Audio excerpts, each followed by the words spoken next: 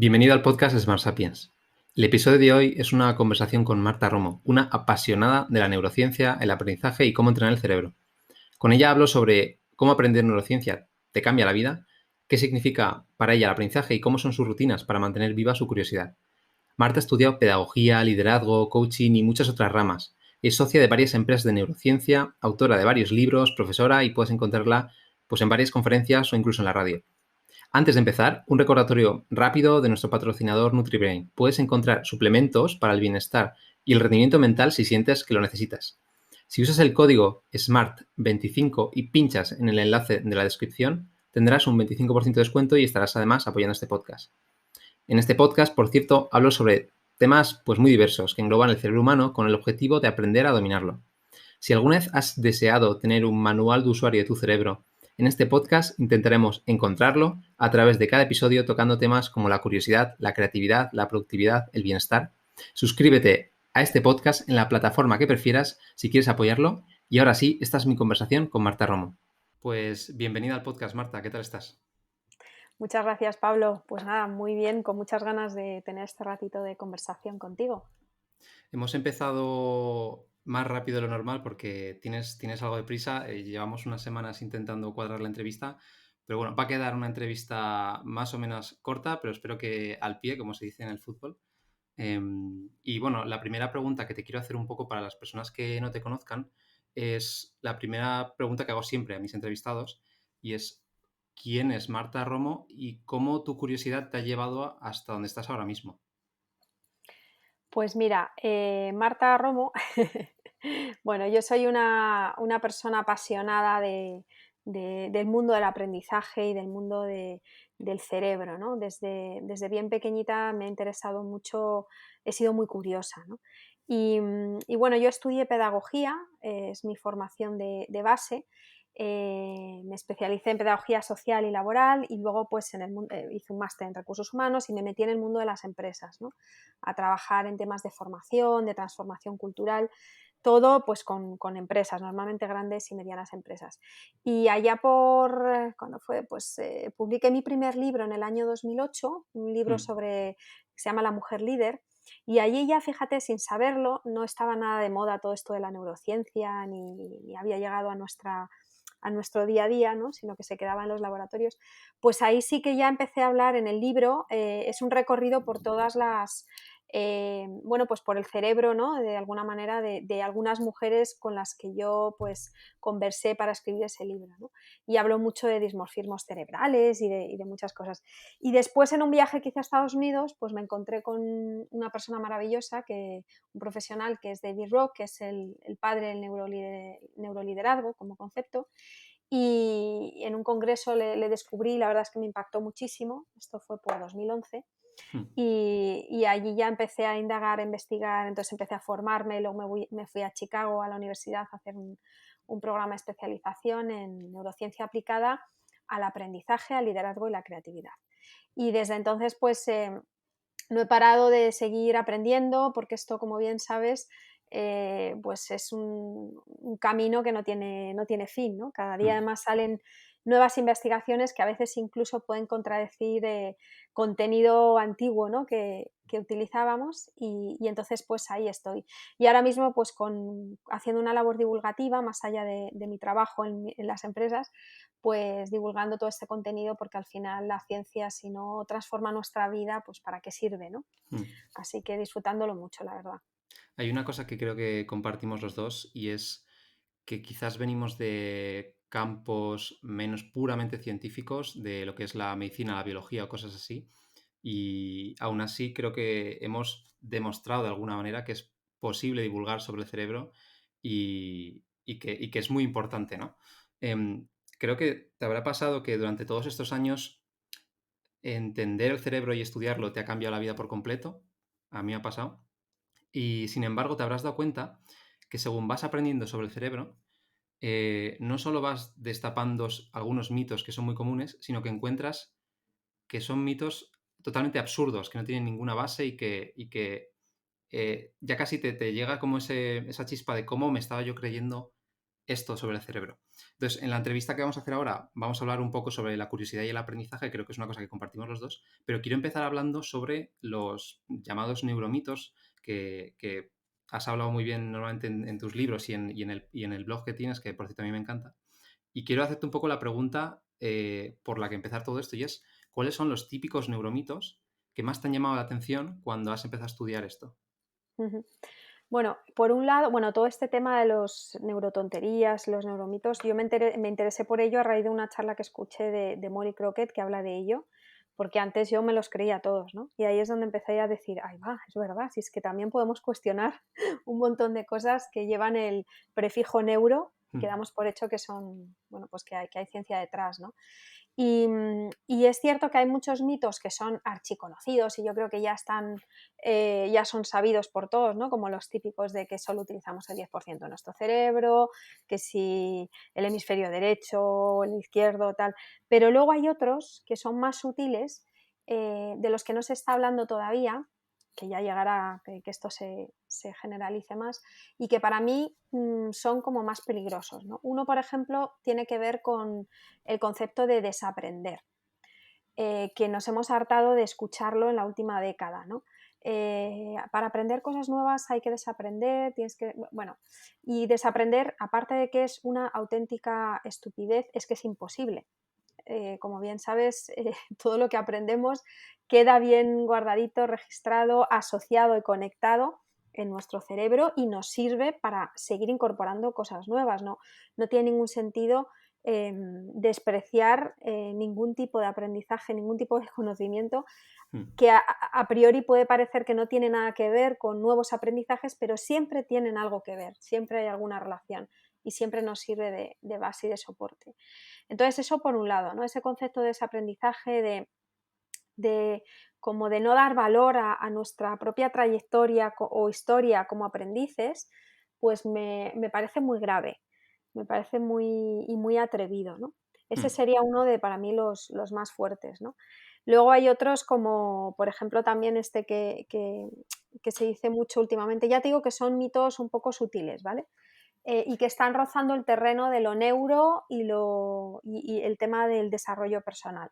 sí. Otro de ellos es el de que hay que salir de la zona de confort, ¿no? Este mensaje que también llevamos muchísimo tiempo escuchándolo, bueno, pues parece ser que la ciencia ha demostrado que necesitamos estar en nuestra zona de confort para seguir creciendo y dar lo mejor de nosotros mismos, ¿no? Mm. Que cuando estamos en un límite o en una zona de incertidumbre fuerte, es muy difícil que nos pongamos creativos. Lo único que vamos a hacer es repetir muy bien lo que ya sabemos, ¿no? Y ahí no vamos a dar esa parte nuestra, ¿no? De creatividad, de hacer cosas diferentes, de explorar nuevos mundos, ¿no? Entonces es cierto que ese concepto de salir de la zona de confort nos puede ayudar a atrevernos a hacer cosas diferentes, pero siempre teniendo en cuenta de que necesitamos una red de apoyo, necesitamos estar tranquilos y percibir que no hay ninguna amenaza a nuestro alrededor para que nuestro cerebro pueda dar lo mejor de sí mismos, ¿no? Mm.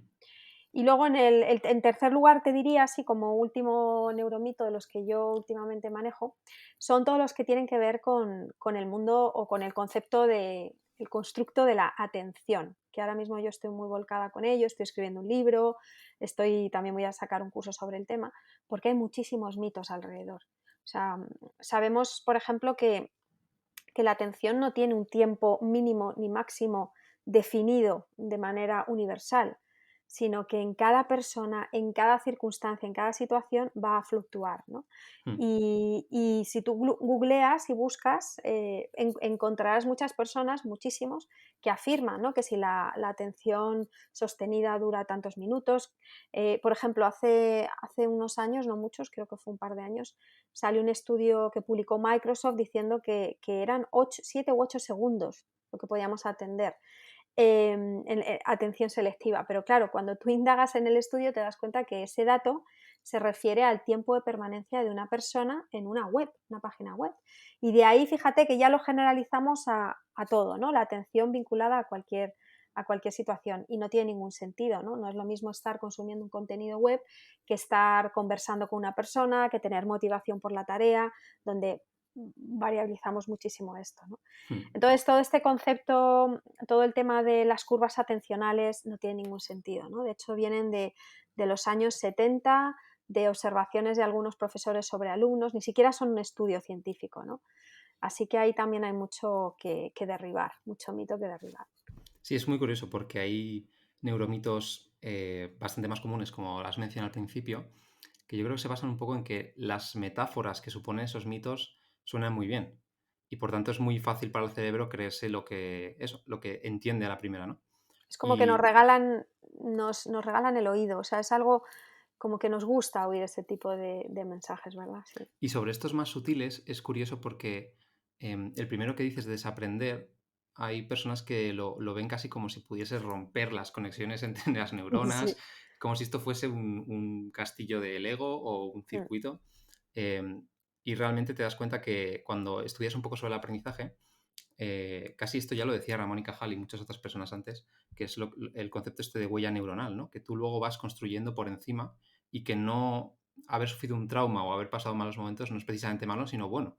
Las personas que van a tener éxito después son las que tienen esa base para tomar decisiones y saber cómo hacer las cosas. Luego has comentado el segundo, ¿cuál era? Que quería comentar algo.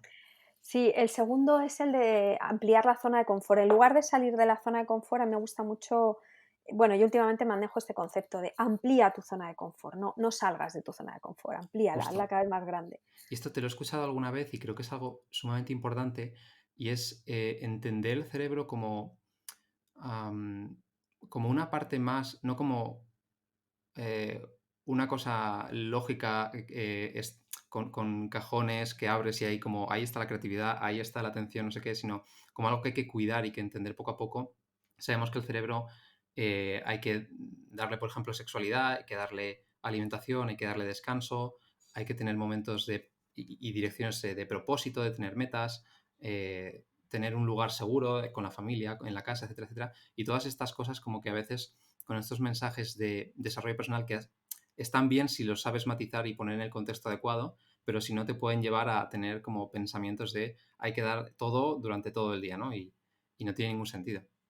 Y luego el tercero, también se me ha olvidado cuál era Sobre la este. atención, todo el tema de la atención, ¿no? De Justo. que Hace poco he empezado un reto de lectura rápida que estoy haciendo en Instagram y habían personas que me comentaban cómo era capaz de estar 1 hora y media o 2 horas haciendo una lectura de tanta concentración, ¿no? Que es esta. Y yo les decía que constantemente, cuando tomo notas después de haber leído unos cuantos párrafos, pues en el fondo dejas que tu mente se vaya un poco, ¿no? Que divague, que expulse un poco de información, cuando te vas a por un vaso de agua, etcétera, etcétera, como que esa atención va oscilando y que en ningún momento y en ninguna persona consigues que la atención sea máxima durante ni siquiera 10 minutos ni nada, ¿no? Y es curioso, todo ese tipo de cosas. No te das cuenta hasta que no empiezas a entender un poquito más el cerebro. Y quiero enlazar un poco la siguiente pregunta. Y es, ¿qué significa para ti el... O sea, ¿por qué crees que es importante aprender sobre el cerebro? O tener un mínimo de cultura general sobre cómo funciona. mm, pues mira, yo te hablo desde mi propia experiencia, ¿no? A mí, ¿a qué me ha ayudado, ¿no? Bueno, a mí me ayuda, por un lado, a vivir con más, o sea, vivir un poquito con más conciencia, ¿no? De mí misma, con Hmm. más presencia, de saber escuchar a mi cuerpo, ¿no?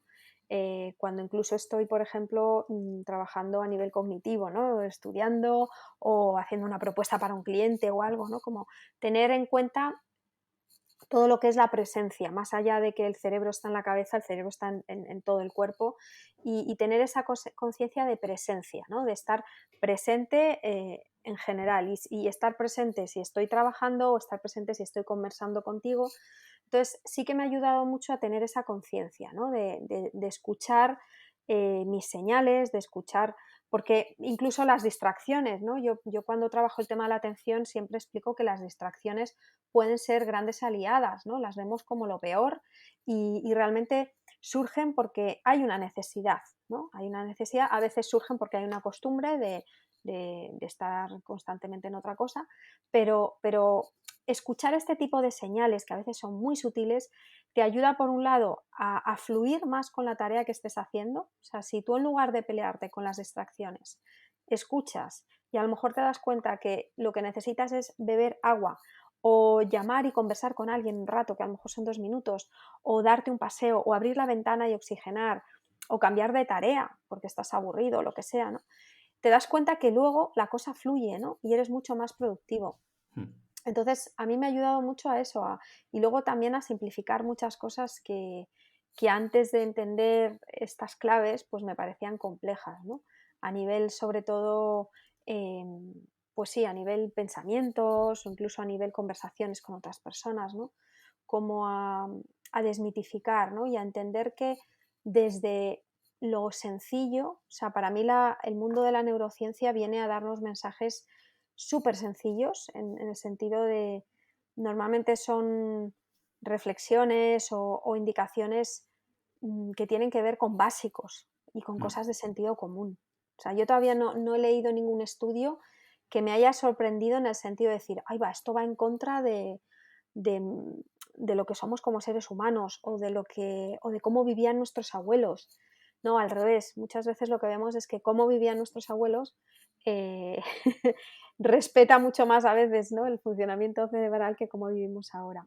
Entonces también me ha ayudado eso, como a simplificar, ¿no? Hacer las cosas mucho más sencillas, con la mm. complejidad que hay detrás de todo esto, ¿no? Me gusta mucho cómo has empezado diciendo que te ha hecho más consciente.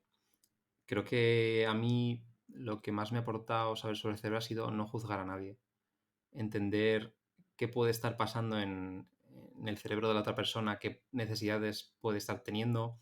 Em, Cuando aprendes, por ejemplo, qué son, yo qué sé, los rasgos de personalidad o eh, que una persona que está bostezando que puede estar necesitando o, bueno, cualquier cosa, ¿no? Entiendes que todos en el fondo somos seres humanos, ¿no? Muchas veces vemos ciertas conductas como cosas casi como desde estigmas de la sociedad, ¿no? Em, por ejemplo, como si alguien no fuera capaz de trabajar más de 8 horas al día, en algunos contextos puede ser hasta negativo, ¿no? Como esta persona no está dándolo todo, no está esforzándose y demás. Em, y creo que sí, bueno, es importante y a mí me ha dado eso, lo que dices tú, mucha conciencia, sobre todo para saber escuchar a los demás, pero también para escucharte a ti mismo y saber qué necesitas. Que a priori yo creo que puede parecer difícil, ¿no? La persona que empiece a emprender un poco, a aprender sobre estos temas y diga, vale, ¿cómo sé cuándo necesito una cosa u otra? Pues yo, casi mi respuesta es empieza a hacer una lista de libros o a buscar por internet, a curiosear un poco, aunque acabes en lugares que hablan casi desde los mitos y demás, pero todo lo que despierte la curiosidad por seguir aprendiendo va a hacer que estés en el buen camino, creo yo. Y quiero, bueno, hacerte la siguiente pregunta un poco. Em, Tú que eres tan apasionado del aprendizaje como yo, ¿para ti qué es aprender? O sea, creo que es una pregunta muy general. Em, ¿Le dedicas tiempo específico a aprender cada día, cada semana? ¿Tienes objetivos? ¿Buscas aprendizajes poco afines a ti para ampliar un poco tus miras? Para ti, un poco general, ¿qué significa esto aprender? Pues mira, para mí aprender es dejar de tener como un cerebro de carreras y de competición, o sea, de ir rápido por la vida, a empezar a tener un cerebro de caminante, o sea, de ir un poco más despacio, porque aprender es un proceso lento. Hmm, Mira que yo trabajo con empresas, trabajamos técnicas de aprendizaje acelerado y tal, pero aún así el aprendizaje necesita reposo, necesita dormir por las noches, ¿no? Y es un proceso lento. Entonces, a mí esta filosofía de ir despacio, en el sentido de observar lo que te rodea, de curiosear, de profundizar en un tema, de indagar en ello y no tener prisa, me gusta mucho, me acompaña mucho y me parece una sensación como muy placentera. Y sí es cierto que yo cada año, a principios de año, pues siempre me propongo como un tema nuevo para ese año, ¿no? Un tema sobre el que va a girar todo. Si yo me hiciera un mapa mental, pues el tema que pongo en el centro, ¿no?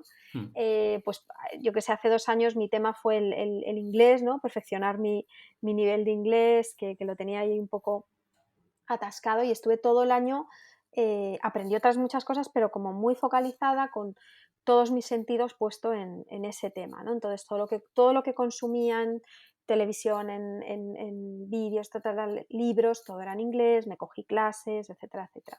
El año pasado pues fue marketing digital, ¿no? O sea, como que cada año tengo un tema, no es que y cada día le dedico un tiempo a ese tema, que para mí es el tema central del año, ¿no? Y me doy cuenta de que a mí me ayuda ese formato, ¿no? Yo sé que hay personas que se plantean objetivos mucho más cortitos, mucho más de, pues voy a estar, o cursos cortitos, y ese es su tema, pero a mí, basándome en esta filosofía que te decía más de slow learning, ¿no? De como de disfrutar con ese aprendizaje, esta metodología, ¿no? De centrar mi año vital, ¿no? Ese año de enero a diciembre en ese tema, me encanta. O sea, es como que me permite vivirlo pues desde esa zona de confort, ¿no? Desde tranquilidad, de no tener que obsesionarme, de, ay, es que hoy no le he dedicado mi media hora al aprendizaje sobre este tema, ¿no? Es que es algo mucho más fluido y que está súper presente en mi vida, ¿no? Entonces, yo lo vivo así.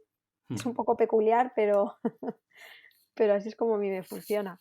A mí la primera vez que me hablaron un poco de algo así, creo que fue una profesora de inglés que tuve, y me dijo, tú lo que tienes que hacer es cada mes ponerte el objetivo de aprender un tema concreto y mes a mes vas a ir cambiando de tema, ¿no? Y gracias a ello vas a conseguir un poco, casi esto me lo dijo cuando tenía creo que 14 años, ¿no? Vas a ir orientando tu vida, ¿no? Porque necesitas tocar muchos palos y aprender. Necesitas, antes de saber quién eres, saber qué puedes hacer, ¿no? O hasta qué cosas puedes llegar. Y me gustó mucho esta idea, ¿no? De tener esos objetivos o esas metas, pero más que nada para centrarse, como dices tú. Qué bueno. Esto que estás diciendo es muy interesante, ¿eh? Porque fíjate, lo que vamos aprendiendo también va configurando quiénes somos. Y también sobre todo en edades más, pues en adolescentes y tal, yo sí que recomiendo más esta filosofía que tú dices, ¿no? De ir probando temas diferentes, ¿no? Porque ahí vas descubriendo dónde están tus gustos, con qué vibras más, y es una manera también de descubrirte a ti mismo, ¿no? O sea que el aprendizaje a mí me ayuda a conectarme con el mundo, ¿no? Mm. O sea, mantener esa ventana abierta al mundo todo el tiempo y estar observando y después meterme dentro de esa ventana y experimentar y luego ya salir al mundo, ¿no? Em, ¿Cuáles crees que son las estrategias o los pasos o qué haces tú cuando vas a aprender? O cuando alguien te llega y te dice, Marta, voy a empezar ahora a aprender como tú, marketing digital, pero me cuesta concentrarme, tengo problemas de conectar las cosas, luego, por ejemplo, veo un examen y no sé razonar. Como decías tú antes, ¿no? Los aprendizajes son lentos, necesitan ese pozo para crear esos cimientos en nuestro como en ese jardín mental que tenemos todos. Pero para eso hay que saber un poco qué hacer antes de aprender. Y te quería preguntar un poco qué sueles hacer tú, qué cosas recomiendas, incluso qué hábitos en general de estilo de vida fomentan no solo el acto de aprender, sino la consolidación de esos aprendizajes. Sí, la verdad es que parece que aprender, o sea, muchas personas piensan que aprender se limita solo al hecho de estar estudiando algo, ¿no? O incorporando algo dentro, pero el aprendizaje tiene un pre y tiene un post, ¿no? Es antes de Mm. aprender, durante y después del aprendizaje. Y para mí ese itinerario tiene que ser completo, no lo podemos trocear. Entonces, el antes es súper importante. Nuestro cerebro necesita que le avisemos qué es lo siguiente que vamos a hacer. No, muchas veces pretendemos empezar de repente una tarea o salir a hablar con no sé quién o tal y no nos desconectamos de lo que estábamos haciendo antes, ¿no? Como que no nos da tiempo. Entonces, yo lo llamo tener actividades transitorias y son actividades que lo que hacen es preparar a tu cerebro para la tarea siguiente, avisarle, ¿no? Entonces, con respecto al aprendizaje, para mí las tareas transitorias, lo que yo hago es preguntarme sobre ese aprendizaje, hacerme preguntas sobre ese tema nuevo que quiero incorporar. Y sí, hacer preguntas antes de saberlo, antes de meterme de ello. ¿Para qué? Para despertar mi curiosidad, para despertar mi atención por el propio aprendizaje y para, ahora que hablo de atención, focalizarla, poner la atención en esas respuestas que tengo que ir a buscar porque ya tengo esa curiosidad, ¿no? Entonces, antes de enfrentarte con un nuevo aprendizaje, con un nuevo concepto, con una nueva habilidad, es importante que te hagas preguntas, ¿no? ¿Qué quieres saber de esa habilidad? ¿Qué te intriga? ¿A qué crees que te va a ayudar? Y que empieces ya a poner en movimiento esto, ¿no? Y luego ya te enfrentas a la tarea. Mm. Incluso yo otra cosa que hago para comprometerme con el aprendizaje es contarlo antes de hacerlo. O sea, yo compartirlo con alguien. Yo a mi marido le tengo la cabeza frita, ¿no? Cuando le cuento cosas. Y es curioso porque en ese contar, en ese compartir, yo también observo el entusiasmo con el que lo vivo o no, ¿no? Y yo misma me doy cuenta y digo, ojo, esto lo estoy viendo con un entusiasmo, qué bien, ¿no? Al contarlo. Y eso despierta también en mí como un compromiso, porque ya lo he hablado, lo he dicho, mi cerebro sigue movilizándose con respecto a ese tema, a ese aprendizaje, y de alguna manera cuando ya me pongo, cuando ya estoy en el aprendizaje propiamente dicho, ¿no? Como ejecutando ese tema, pues mi cerebro ya ha estado allí de alguna manera, ¿no? Ya tiene ganas, ya tiene expectativas. Y tendemos a cumplir nuestras propias expectativas, ¿no? Por eso a mí este paso previo me parece clave. O sea, yo lo noto muchísimo Mm. cuando lo hago bien. Es increíble, ¿no? Cómo funcionamos. Luego, en el durante hay muchas herramientas que se pueden utilizar, y aquí yo siempre digo que cada uno tiene que buscar las suyas, ¿no? Que tiene que buscar sus mejores técnicas. A mí, por ejemplo, me funciona muy bien trabajar con mapas mentales. Me ayudan mucho, mucho, y de hecho los utilizo aquí como si fueran un mural o una tabla que tengo siempre presente, porque además el aprendizaje, como hablábamos antes, que se cuece lento, va a trompicones. O sea, no es algo que se genere de manera lineal, sino que yo de repente paro y me voy y dejo el tema, y de repente estoy aquí trabajando y miro mi mural y se me ocurre no sé qué y lo conecto en ese mapa mental con otro tema, cuando a lo mejor en ese momento estoy trabajando y no estoy aprendiendo sobre lo que quiero, ¿no? Mm. Entonces es tenerlo presente siempre. Es decir, durante el aprendizaje no es que esté ahora aprendiendo, es que todo el tiempo estoy con ese tema de alguna manera en reposo, está ahí latente. Y cualquier estímulo externo que a lo mejor a priori no tiene nada que ver con este tema que está latente, puede generar de repente, como yo llamo, un pop-up, ¿no? Y de repente digas, ¡oh! Se me ha ocurrido no sé qué, ay, pues esto conectaría con tal, jo, y si esto lo utilizo para tal. Entonces es ese cocinar a fuego lento donde vas probando y de repente dices, ay, pues le falta un poco de sal o le falta no sé qué, y vas añadiendo ingredientes, ¿no? Y bueno, y luego en el post, en el después, sin duda, para mí es muy importante chequear esas expectativas, esas preguntas que yo me he ido haciendo, que yo me he hecho al principio, ver cómo puedo responderlas, si estoy capacitada para responderlas, si puedo mejorarlas, si se me ocurren nuevas preguntas, y vuelvo a compartir. Esta vez ya no compartir tanto el entusiasmo de lo que voy a hacer, sino compartir lo que he aprendido. Y lo comparto de muchas maneras. A veces es escribiendo, a mí me ayuda mucho escribir. El tema este de divulgar contenido y tal es una de mis maneras de aprender. Al final, leer una investigación, buscar interrelaciones, sacar conclusiones o pensar una historia sobre ello y escribirlo de tal manera de que se pueda comprender fácilmente, me ayuda mucho a sentar ese aprendizaje, ¿no? Y luego todo lo que se pueda llevar a la práctica, pues a por ello, ¿no? Mm. Me gustan mucho todos estos casi procesos de metacognición que tienes, ¿no? De pres y post, que normalmente no somos conscientes. O sea, la metacognición es, por explicar un poco, es esta capacidad que tenemos los seres humanos de pensar sobre lo que estamos pensando, ¿no? Y creo que es muy importante no solo a nivel de aprendizaje, sino en general, ¿no? Para poder evaluarse, entenderse, aprender sobre tus emociones, sobre tus propósitos, sobre otras personas, etcétera. Pero en el caso del aprendizaje creo que es súper importante para moldear e ir mejorando esos esquemas con los que ves este proceso. Porque si no es muy fácil enfrentarse a un libro, a un curso o a lo que sea con las mismas formas de aprender que te enseñaron cuando tenías 7 años y llegar a la misma frustración y pensar que el aprendizaje es una cosa bueno, que hay que hacer cuando te lo piden y este tipo, ¿no? de creencias que suele tener la mayoría de las personas. Has dicho una cosa que me parece muy curiosa y es lo de escribir. Y te quería preguntar, de los libros que del proceso de escribir libros, ¿qué cosas te has llevado de escribir? A mí me gusta decir muchas veces que crees que sabes algo hasta que intentas ponerlo por escrito, ¿no? Hasta que intentas escribir un libro, que es ordenar las ideas, bueno, un proceso bastante laborioso. ¿Tú qué te has llevado de este proceso de escribir un libro?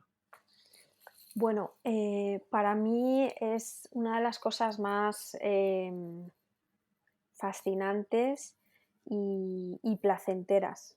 O sea, para mí yo disfruto mucho cuando estoy con un libro entre manos, porque habla de un estado mental y un estado vital eh, que, que, es, que me permite, ¿no?, tener esa creatividad. O sea, no se puede escribir un libro en cualquier momento de la vida. Hay momentos vitales. Yo, por ejemplo, cuando me quedé embarazada, cuando nació mi hijo, hasta los 3 años y medio, es que fue imposible escribir libro. Escribía artículos, escribía posts, cosas cortitas, pero eso de profundizar, conectar, crear y ponerte a escribir para que otros lo entiendan, ¿no?, tener esa conversación, pues es que es imposible, ¿no? Entonces, cuando yo me pongo a escribir, he descubierto que es que mi momento vital está, o sea, como que estoy preparada para ello, ¿no? Y por eso Mm. me gusta. Y luego otra de las cosas que me llevo es que yo lo que hago es que me imagino que estoy hablando con el lector o la lectora. Y para mí mis libros son conversaciones privadas con la persona que lo está leyendo. De hecho, uno de los feedback que me da la gente que me conoce y que ha leído alguno de mis libros es que parece que estoy hablando contigo, ¿no? Porque yo escribo como hablo. Y eso me da mucha, o sea, me parece muy fuerte, ¿no? Como que estar con una persona que abre tu libro y es como si se hiciera una especie de, no sé cómo decirte, de encuentro, ¿no?, cerrado entre esa persona que te está conversando contigo en ese momento y tú, ¿no? Mm. Me parece algo muy íntimo, ¿sabes? Sí. Em, ¿No crees que, o sea, a mí me ha pasado cuando he escrito un libro, escribí un libro el año pasado sobre el descanso, em, aparte de que te haces muchas más preguntas y cuando casi lo publicas piensas que casi entras en ese síndrome del impostor, que es casi es inevitable pensar que no sabes nada de lo que has escrito, cuando en realidad dicen que solo por leerte un par de libros ya sabes más que el 99% de la población mundial sobre ese tema. Imagínate escribiendo uno que ya te tendrás que haber leído como 20 o 30, ¿no? Claro, todo lo que hay detrás. Em, ¿Qué cosas, o sea, cuando te has enfrentado a los libros, ¿no te ha pasado alguna vez que em, te has cambiado como casi por completo ciertos capítulos o ciertas partes? ¿Que te ha sorprendido a ti que Total. tenías una creencia de algo que ibas a poner y cambia por Total, completo? totalmente. Incluso es algo que yo creo que forma parte de ese proceso, ¿no? A mí me pasa mucho, primero me pasa como con el índice. O sea, para mí el gran desafío es tener el Mm. índice bien clarito, y esto es algo que se mueve un montón y empiezas con un capítulo y te vas a otro y vuelves a cambiar. Y es verdad, y yo creo que eso forma parte de ese proceso, ¿no?, de alumbramiento, y que forma parte del aprendizaje, que es que vas conectando cosas y lo que a priori tenía sentido de repente no lo tiene. Y tal. Y entonces es lo que tú decías, luego se supone que terminas el libro y estando en Galeradas se te ocurren cambios. O sea, es que es muy difícil. Yo he tenido que en algún momento decir, bueno, ya, o sea, ya está, ya no le doy más versiones, ni lo vuelvo a leer, ni añado más cosas, porque es que si no estaríamos con un libro abierto eternamente, ¿no? Es muy Justo. difícil cerrar un libro, sí, sí. Esto me lo dijo una persona, me decía que era que usaba la técnica del borrador. Cuando esa persona creía que ya tenía el borrador hecho, entonces lo mandaba a publicar. Y luego ya le decían si cambiaba algo o no, ¿no? Pero no esperaba a tener como un producto perfectamente cerrado, maquetado, etcétera, ¿no? Porque eso no existe, nunca va a llegar ese momento. Em, Vamos a ir terminando un poco la entrevista y te quiero hacer una pregunta y es, ¿qué es lo que está despertando más tu curiosidad últimamente? Pues mira, últimamente me estoy empezando bueno, el tema el mundo de la atención de siempre me ha gustado mucho, pero últimamente estoy como muy, muy enganchada a eso o sea, ese mecanismo que todos tenemos que nos ayuda a fijar cosas, ¿no? Por ejemplo, a veces hablamos de la memoria, ¿no? Parece que la memoria lo es todo, ¿no? Que cuando te falla la memoria tienes algún problema y tal, y se nos olvida poco la atención y limitamos mucho el tema de la atención a periodos de infancia, ¿no? Que si el déficit de atención, trastornos y tal. Y luego de adultos como que la atención no está tan presente. Y para mí es tan importante para el resto de procesos. Yo, por ejemplo, a mí me gusta mucho cuando doy un curso presencial, un taller. En online no lo he hecho todavía porque además tienes el nombre de la gente, pero cuando es presencial me gusta mucho aprenderme el nombre de todas las personas que están. Y me lo tomo como un juego. De hecho, me he llegado a aprender 75 nombres en una sesión, ¿no? Y la gente como que se queda, ¡hala, qué memoria! Yo siempre digo, no es memoria. Mañana no me acordaré de vuestros nombres y esta noche probablemente no me acordaré de muchos de vuestros nombres. Esa atención. Es que cuando tú te estás presentando, yo estoy con el 100% de mi atención, estoy conectando algo que veo en ti que me recuerda algo, me apunto en un papelito tu nombre, donde estás sentado, luego ese papelito lo retiro, pero esa atención.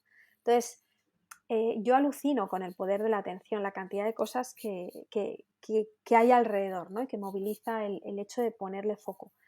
Eso me está enganchando últimamente, ¿no? Y luego también estoy ahora investigando mucho en todo lo que tiene que ver con el mundo del aprendizaje infantil, de los peques, ¿no? Como madre, estoy, desde que nació mi hijo, pues alucinando en colores constantemente. O sea, el ser testigo, como de un día para otro, de repente han aprendido algo, alguna habilidad o algo que dice, es que ayer no hacía esto, ayer esto no lo entendía y hoy de repente sí, ¿qué ha pasado esta noche, no?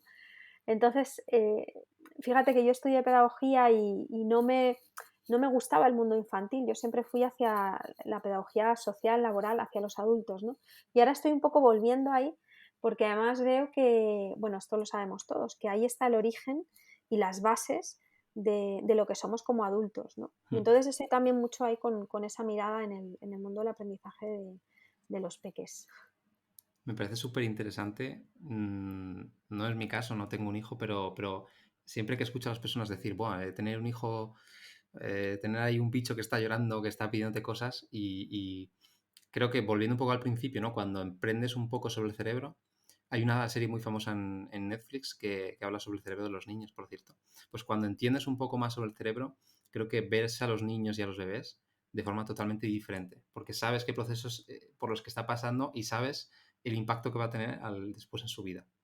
Sí, Me parece brutal. total. Sí, y luego todo lo que tiene que ver con el mundo de, no solo para niños, para adultos, del aprendizaje en positivo, o sea, el de empezar a vincular todo lo que tiene que ver con este entorno, ¿no? de aprendizaje con algo positivo, con algo agradable, placentero, sin perder el valor del esfuerzo, pero desde esa visión positiva, ¿no? Que ahí yo creo que tenemos que hacer un cambio también de mindset. Pues ha sido un placer la entrevista, Marta.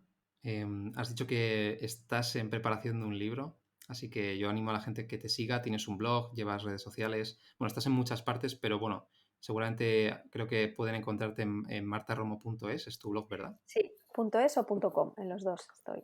Y Ahí supongo que es allí podréis donde estar estoy. enterados de, bueno, todos los artículos que vas sacando, que son muy cortitos, son muy amenos y además dan píldoras muy importantes y de todo lo que vas a estar haciendo. Y yo simplemente me queda darte las gracias porque ha sido un placer. Tenía muchas ganas y mucha curiosidad de entrevistar a alguien que ha sido un poco como yo, pero dentro de más años, ¿no? Yo no vengo de la biología ni la medicina, tú tampoco, pero tú has hecho muchísimas cosas y como que me genera esa curiosidad de ver cómo pensabas. Ujú.